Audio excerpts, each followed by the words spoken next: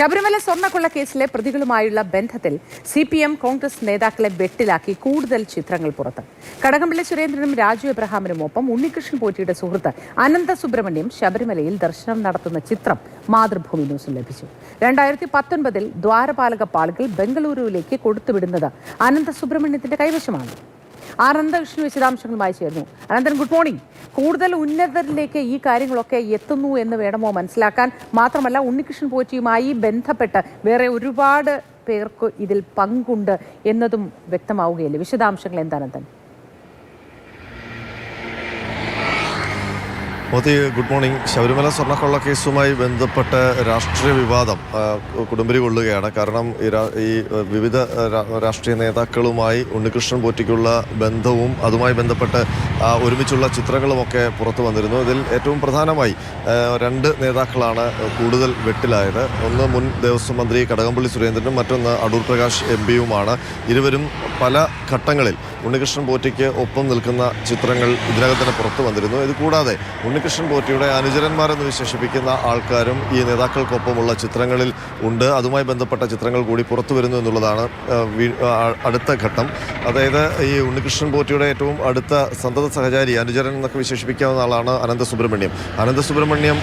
ശബരിമല സന്നിധാനത്ത് അന്ന് മന്ത്രിയായിരുന്ന കടകംപള്ളി സുരേന്ദ്രനും റാന്നി MLA ആയിരുന്ന രാജു എബ്രഹാമിനും ഒപ്പം ദർശനം നടത്തുന്ന ഒരു ചിത്രമാണ് ഇന്നിപ്പോൾ പുറത്തു വന്നിരിക്കുന്നത്. അതിൽ നമുക്ക് മനസ്സിലാക്കാം, കോവിഡ് സമയത്താണ് ആ ദർശനം നടത്തുന്നത്. 3 പേരും മാസ്ക് വെച്ചിട്ടാണ് നിൽക്കുന്നത്. പിന്നിൽ നിൽക്കുന്ന അയ്യപ്പ ഭക്തരും മാസ്ക് വെച്ചിട്ടാണ് നിൽക്കുന്നത്. അതിനൊപ്പം തന്നെ നടയുടെ നേരെ മുന്നിലാണ് VIP പരിഗണനയിലാണ് 3 പേരും നിന്ന് തൊഴുന്നത്. അതിനൊപ്പം ദർശനം നടത്തുന്ന സമയമാണ് എന്നുള്ള കാര്യവും വ്യക്തമാണ്. കാരണം അയ്യപ്പന്മാരൊക്കെ പിറകിൽ സാധാരണ പോലെ ആ തിക്കും തിരക്കുമായി ഉണ്ട് താനും. അപ്പോൾ ഈ അനന്ത സുബ്രഹ്മണ്യം ഏത് ഘട്ടത്തിലാണ് കടകംപള്ളി സുരേന്ദ്രനും രാജു എബ്രഹാമിനും ഒപ്പം VIP ആയി നിന്ന് ഇങ്ങനെ ദർശനം നടത്തിയതെന്നുള്ളതാണ് അതിനകത്ത് പ്രത്യേകത. അതിനൊപ്പം തന്നെ ഈ അനന്ത സുബ്രഹ്മണ്യം എന്ന് പറയുന്നത് ഉണ്ണികൃഷ്ണൻ പോറ്റിയുടെ ഏറ്റവും അടുത്ത ആളാണ്. ഇയാളുടെ പക്കലാണ് 2019 ദ്വാരപാലക പാളികൾ സന്നിധാനത്ത് നിന്ന് ഉണ്ണികൃഷ്ണൻ പോറ്റിക്ക് കൊടുക്കാൻ വേണ്ടി കൊടുത്തുവിടുന്നത്. ഇയാളാണ് ആ ദ്വാരപാലക പാളികളുമായി ബംഗളൂരുവിലേക്ക് പോകുന്നത്. ഇതുകൂടാതെ ഈ ഉണ്ണികൃഷ്ണൻ പോറ്റിയും അടൂർ പ്രകാശും ബംഗളൂരുവിൽ വെച്ച് നടത്തുന്ന കൂടിക്കാഴ്ചയുടെ ചിത്രത്തിലും ഈ അനന്ത സുബ്രഹ്മണ്യമുണ്ട്. അപ്പോൾ അതിനൊപ്പം മറ്റൊരു രമേശ് റാവു എന്ന് പറയുന്ന ഒരു സഹായി കൂടി, അല്ലെങ്കിൽ ഉണ്ണികൃഷ്ണൻ പോറ്റിയുടെ സുഹൃത്തു കൂടിയുണ്ട്. അയാളും ഈ മിക്ക ചിത്രങ്ങളിലും, പ്രത്യേകിച്ച് സോണിയാഗാന്ധിയുമായിട്ടുള്ള ചിത്രങ്ങളിൽ, അടൂർ പ്രകാശുമായിട്ടുള്ള ചിത്രങ്ങളിൽ, കടകംപള്ളിയുമായിട്ടുള്ള ചിത്രങ്ങളിലൊക്കെ ബന്ധപ്പെട്ട കൂടുതൽ വിവരങ്ങൾ, വ്യക്തി വിവരം എന്താണ് അനന്തൻ?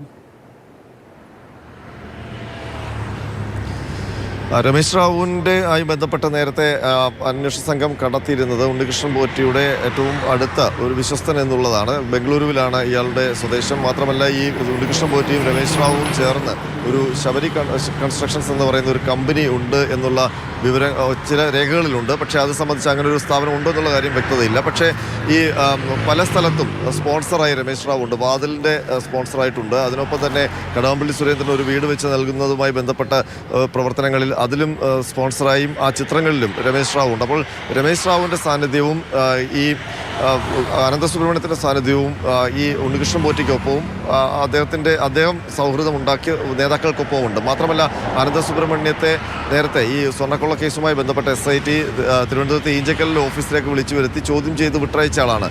മാത്രമല്ല, നേരത്തെ നമുക്കറിയാം, ഈ ആദ്യഘട്ടത്തിൽ ദ്വാരപാലക പാളികളുമായി ബന്ധപ്പെട്ട ആ വിവരങ്ങൾ പുറത്തു വരുന്ന സമയത്ത് ഉണ്ണികൃഷ്ണൻ പോറ്റിയുടെ ഏറ്റവും അടുത്ത സുഹൃത്തുക്കളായി, ബംഗളൂരുവിലുള്ള സുഹൃത്തുക്കളായി പുറത്തു വന്ന പേരുകളാണ് അനന്ത സുബ്രഹ്മണ്യം, രമേശ് റാവു, വിനീത് ജെയിൻ, ഗോവർദ്ധൻ അടക്കമുള്ള ആൾക്കാർ. അതിൽ ഗോവർദ്ധൻ ഇപ്പോൾ ജയിലിലാണ്. അയാൾക്ക് നേരിട്ട് സ്വർണ്ണക്കൊള്ളയുമായി ബന്ധമുണ്ട് എന്ന് വ്യക്തമായിരുന്നു. ഗോവർദ്ധന്റെ ചിത്രം സോണിയാഗാന്ധിക്കൊപ്പം പോറ്റി നിൽക്കുന്ന ചിത്രത്തിലും ഉണ്ട്.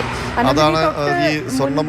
കഴിഞ്ഞുപോയ ദിവസവും നിയമസഭയിൽ പ്രതിപക്ഷവും ഭരണപക്ഷവും ഒരുപോലെ അങ്ങോട്ടും ഇങ്ങോട്ടും പ്രത്യാരോപണങ്ങൾ നടത്തി ബഹളമുണ്ടാക്കി. അപ്പോഴൊക്കെ പലതും പറഞ്ഞൊഴിയാൻ രണ്ട് കൂട്ടരും ശ്രമിക്കുന്നുണ്ടായിരുന്നു.